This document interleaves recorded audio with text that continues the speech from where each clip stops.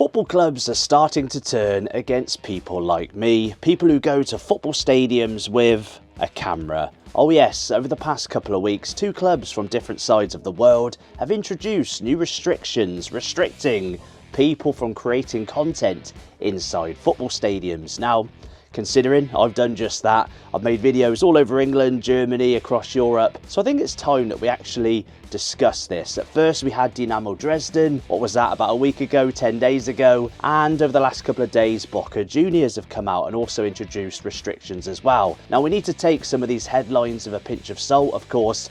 They're created for clickbait and there is a lot more within those titles. It's not just a flat out ban. However, is this the right decision? Is it trying to address a problem that doesn't actually exist? And more importantly, you guys get involved. Should stadium vloggers be banned?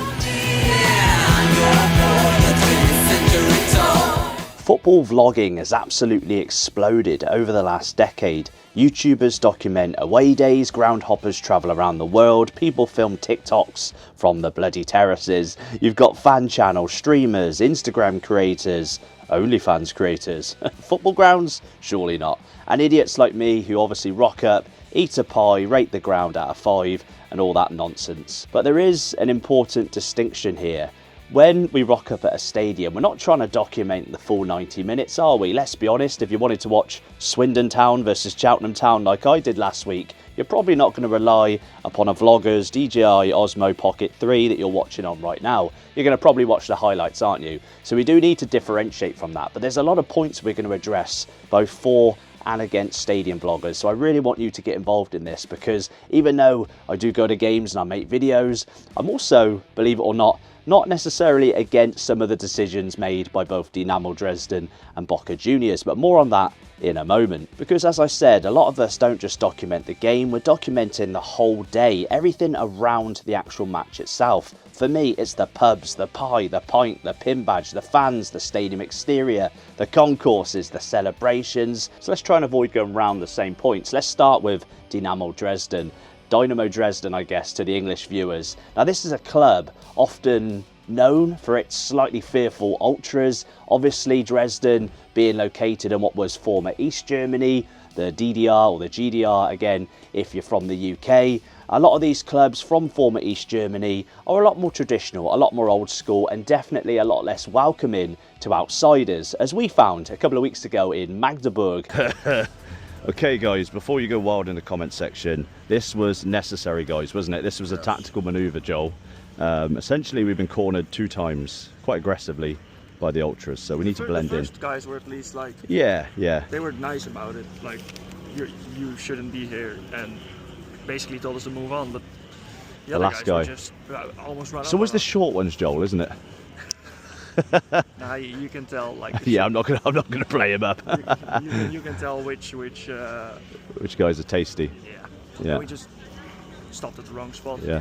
The ultras really didn't like us outsiders walking past their block, and they definitely don't like stadium vloggers. Now, is this just because they're incredibly mean and they have an attitude? Well, maybe it's a bit of that, but of course they're trying to, again, respect the traditions. And when a vlogger turns up rather than a traditional fan, obviously that kills the support for their team. They're all about the club. They live, breathe and die for their club. And Dynamo Dresden fans, and especially the ultras, are exactly that. Now, Dresden, of course, are in the 2nd division in Germany.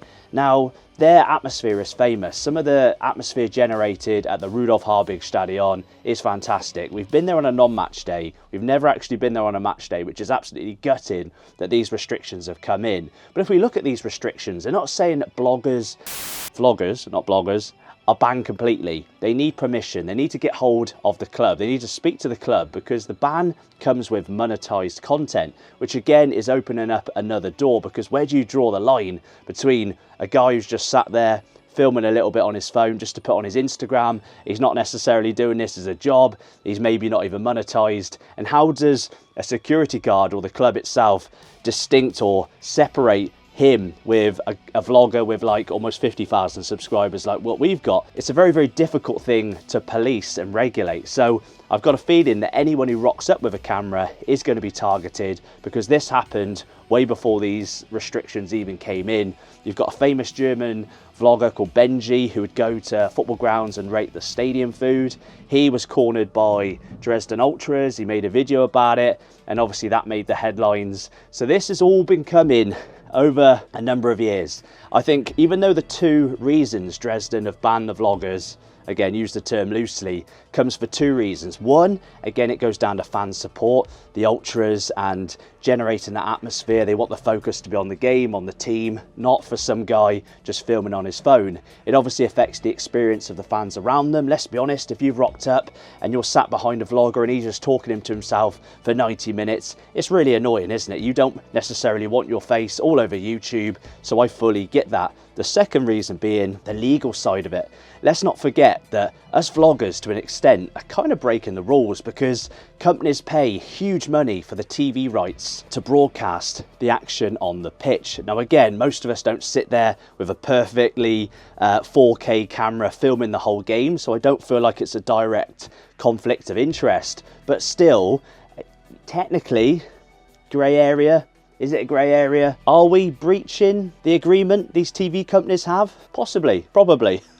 Again, I'm going to use my phone for this. No smoke and mirrors here on Rise Football Paradise. I want to get the fine details to this ban that Dynamo Dresden have introduced, because it's not a ban on every fan taking their phone into the stadium. You can't really stop fans from taking a beautiful, I don't know, 20-second clip of the fantastic choreo the Ultras have produced. But what they've specifically targeted is creating content with significant reach, with the intention of commercially exploiting or monetizing that content. As I said, from a business perspective, I guess just because you've paid, I don't know, 40 euros for your ticket doesn't necessarily give you the legal right to have a conflict of interest with those TV companies. And let's be honest, again, they don't capture everything around the ground. They capture the action on the pitch and very little when it comes to actually the matchday experience with the fans. Again, as we said, the concourse and all the stuff that they don't cover. So guys, we mentioned they're specifically targeting those who arrive at stadiums with the intention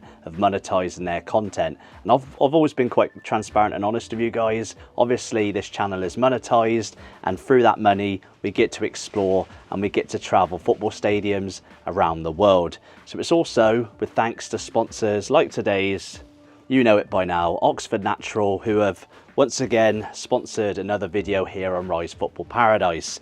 Now, again, I don't just accept any sponsorship just for the money. I've got to believe in the product, and I'm telling you right now, I've got Optimum Day here. I've got Optimum Night. This stack has served me well for the last month, 6 weeks.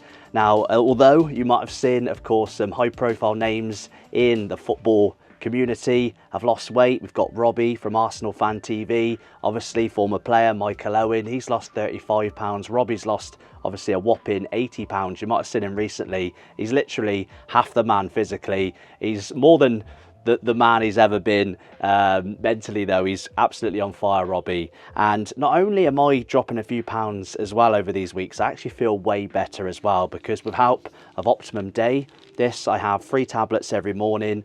It gives me more energy throughout the day. It keeps my cravings down. I'm eating, I'm snacking, I'm rubbish, nowhere near as much.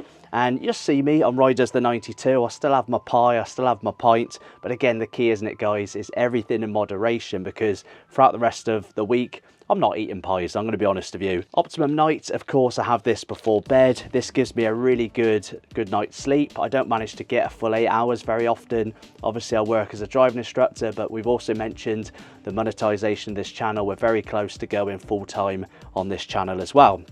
So I'm very, very busy. This gives me a good night's sleep, but it also helps me recover. I'm back at the gym as well, and I'm recovering a lot quicker than I ever did when I was in a lot better shape. So again, support the channel, but more importantly, support your health. I've got a cracking offer for you guys, 70% off your first order. Just follow the QR code on screen or the link in the description below. Make ssure you use the code RYFP at checkout. Thanks again to Oxford Natural for sponsoring today's video. Anyway, what else have Dynamo Dresden got in store for us bloody vloggers. Now, this wasn't a decision that just came overnight. This, again, as I said, was building over a couple of years, but really over the last 6 months, should I say. Back in February, they had a meeting with fan representatives, you know, the fan clubs.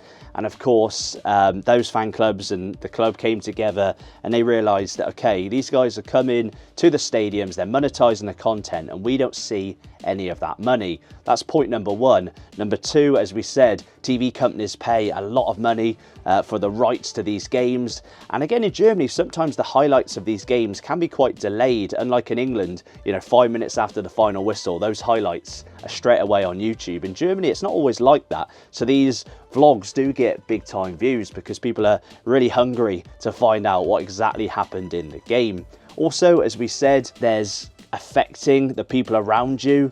Not everybody, I mean, fans especially express their dissatisfaction with people filming all game, especially when you're stood up and filming yourself. Again, getting those people around you, it really is annoying. I mean, I do try and avoid that. Again, I do it in Bochum and places where I kind of feel a bit more comfortable, but you really have to read the room. If people are getting pretty irate around you because you keep filming yourself, just remember you don't have any more right to do what you're doing than these people do. You might have the right to film in a public space, but again, show some etiquette, show some consideration to those around you. Our match day vlogs really aren't that important in the grand scheme of things. As I touched on previously though, how do you distinguish the person who's there, not necessarily with a camera, but with their phone? How do you know if this person has got a big time following, is making a lot of money through their videos, or it's just a fan that's filming his bratwurst, you know?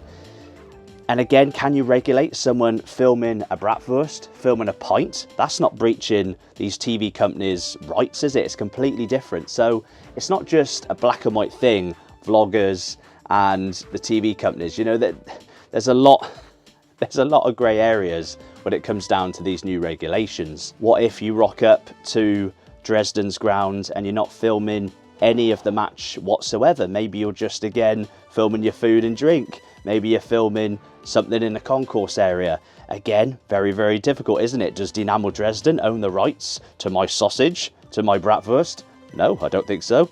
But in all seriousness, guys, obviously this is a complicated situation. The bigger problem is having cameras everywhere, because Dynamo's other argument might actually be more important than the money side of it. And again, as we said, it's the supporters. They say supporters should be able to experience football without having the cameras constantly around them. And this is where I turn the argument against people like myself. Imagine this, you set up a camera in front of you, you've paid 40 euros for the ticket, you've travelled 3 hours, you've bought your programme, you've got your pint, kickoff's approaching, and then some absolute numpty sits next to you. What is going on, guys? Welcome back to another, I don't know, Football Paradise video. Be honest, most people would be annoyed, wouldn't they? And this is the problem, isn't it? As vloggers, I even hate that term vloggers, because I like to consider myself a storyteller.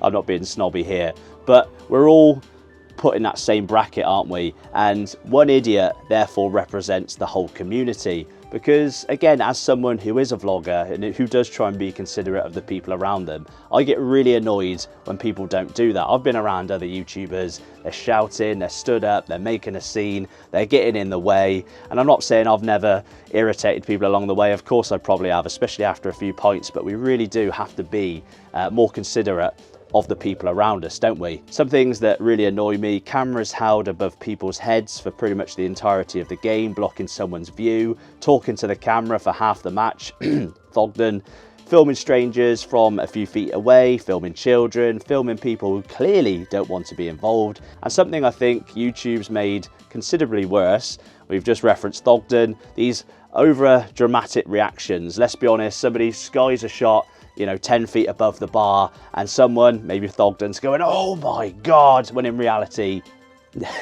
it wasn't really that dramatic a situation. Because let's be honest, people want to try and make their videos entertaining, don't they? And I get that. Again, we all do that. We're trying to entertain people, but again, not at the detriment to those people around us. So again, it's a really weird situation. I'm currently doing a series called Riders the 92, traveling around English football grounds, all 92 of the top 4 divisions of English football. Again, we do videos overseas, so I can't, again, have a go at someone like Thogden, because I'm very much part of that community as well. But again, I feel like we do offer some positives as well. It's not all doom and gloom, it's not all negative. So let's have a little focus for a moment on some of the positives stadium vloggers bring. As we said, there are some things that vloggers actually contribute to the football community.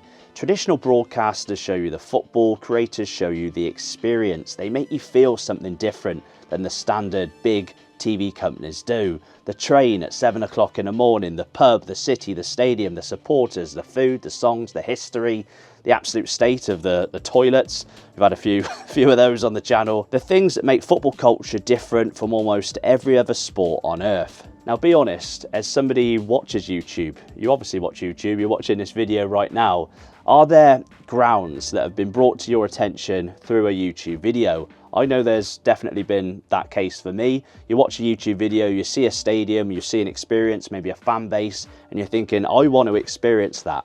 And that's definitely something vloggers bring.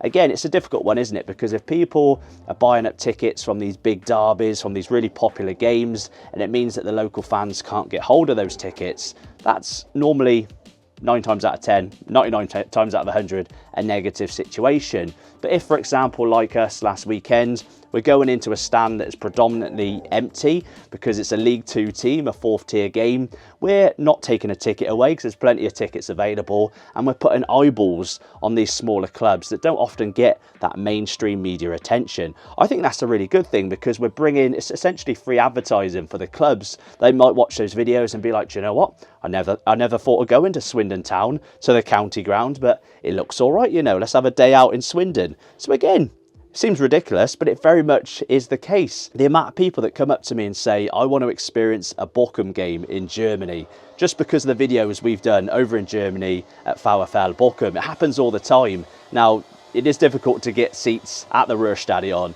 and I don't think the locals necessarily need loads of tourists. But again, it's a credit that you guys have watched some of these videos and thought, I like that experience. And typical, next door's having loads of work done on the house. Apologies for the noise. Alternatively, it's not just positivity a video can bring, and even though it's not one of the reasons Dynamo Dresden have listed officially as to why they've banned stadium vloggers, let's be honest, a lot of tourists, ground hoppers, vloggers would rock up to Dresden with the reputation that they've heard or seen online that, again, they're a little bit hostile, they're not very welcoming, and obviously exploited that. And that's an image Dynamo Dresden are definitely trying to get away from. I know when I started going to Germany a few years ago, I was told that the fans are really far right. And again, I don't want to say the word, but maybe not so, again, welcoming to outsiders. You know where I'm trying to get to, the R word. So they've obviously had campaigns to kick all that out and stuff. They don't need any more negativity. They don't need me or somebody else rocking up saying, this club you shouldn't go to because they're scary, it's intimidating. They want a nice positive vibe, a nice image around the club, so it's not all positivity when we turn up. I mean, I try and always showcase the positive, but again, when we went to Magdeburg, we're obviously going to be open and honest, and if we've been cornered by the ultras and had an unpleasant experience, we're obviously going to share that on social media as well. So it is very, very difficult. But again, when people are really nice, everybody else in Magdeburg, for example, was fantastic. And we very much showed the positivity around the club, but also advised people to go steady with cameras, with filming, and even just even being in the areas of the ultras, which was the U block, I think, in Magdeburg. So maybe it's educational as well. Positive, negative, educational.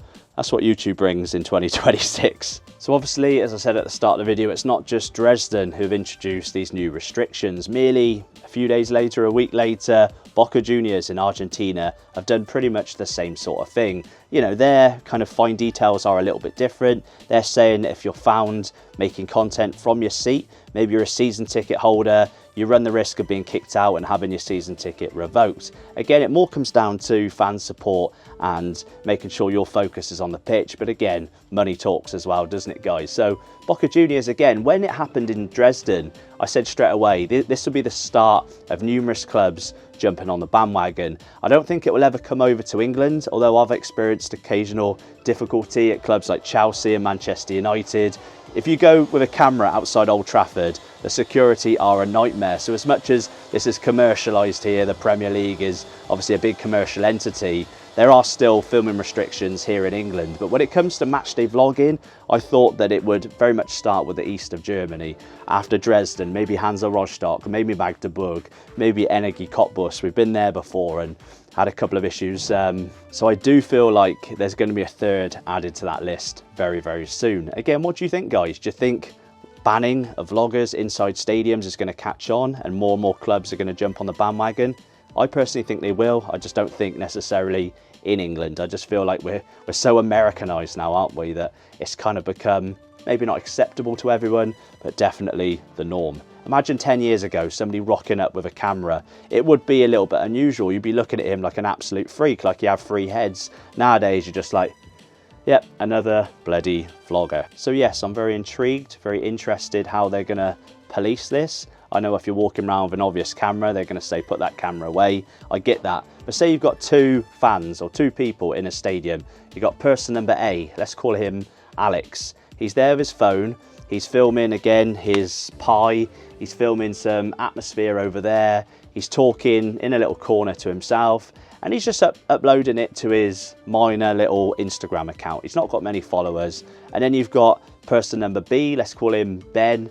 Ben's rocked up with his 300,000 YouTube subscribers. Again, he's kind of filming the same sort of thing, but again, he's using a DJI Osmo Pocket 3, a proper camera rather than his phone. Again, let's just say he's filmed the exact same content as Alex, but he's obviously going to make, I don't know, 300 quid on a video at least. That's the difference, isn't it? The content might look exactly the same. They're just in completely different worlds, and it is 2 completely different situations. So interesting to see how this pans out, because again, the reality is it doesn't all come down to money, because if you had Ben and Alex a few seats apart, the people behind aren't going to necessarily distinguish between the 2. They both look like they're doing the same thing, and they may not know the background of each of those people. For me, again, I mentioned it in a video last week, I very much feel like it's obviously an unwritten rule, maybe it is an official rule. In Germany, you do not film in the ultras blocks, completely understandable. And I've said in England, we need, not necessarily ultras, but we need our hardcore ends, again, Stretford End at Old Trafford, Holt End at Villa Park, the Cop, whatever. There needs to be no vloggers in those hardcore supported ends. Maybe on the sides where it's a more casual viewer, that's where you need your vloggers. We need to not necessarily ban vlogging, but ban bad vlogging, ban ignorant vloggers who aren't conscious of the people around them. Don't be buying up seats with the hardcore just to try and exploit that. Obviously, be considerate. Again, we try and find places where there's not many people around and we're not kind of... by the way, a lot of people do want to be on camera. Let's not just pretend that everyone doesn't want to be on camera. Maybe they're less receptive in the east of Germany or over there in Argentina. But here in England, if I'm there vlogging on my own, like on the weekend, I do get loads of people gravitate towards us. Maybe they recognise us from the channel, or maybe they just want to get involved and put their message out there. Again, not many people would go to a club like Swindon Town, for example. It's great. They love it when someone pays these clubs some attention. So again, so many different circumstances, situations. And again, we're only just opening up Pandora's box here, guys. There's a rabbit hole to go down with this, and this definitely isn't the end of the situation. Who's going to be the next club to ban stadium vloggers? Let us know in the comments below. Again, share your thoughts, because as I said, just because I make videos on match day doesn't necessarily mean I'm against new restrictions, because the channel we've got right here isn't solely reliant upon match day videos. Some people only upload match day vlogs. For me, match vlogs are fun, but they're actually not my personal favorite videos to edit. I prefer editing like videos on a story, history. I do enjoy the kit videos, but we're obviously still going to do match day videos whilst we can. So if you're enjoying the videos, hit the like button, subscribe, check out the channel. If you're new to the channel, we've got a variety of videos on the channel, and bring on a very interesting 26-27 season. I'll see you in the next one.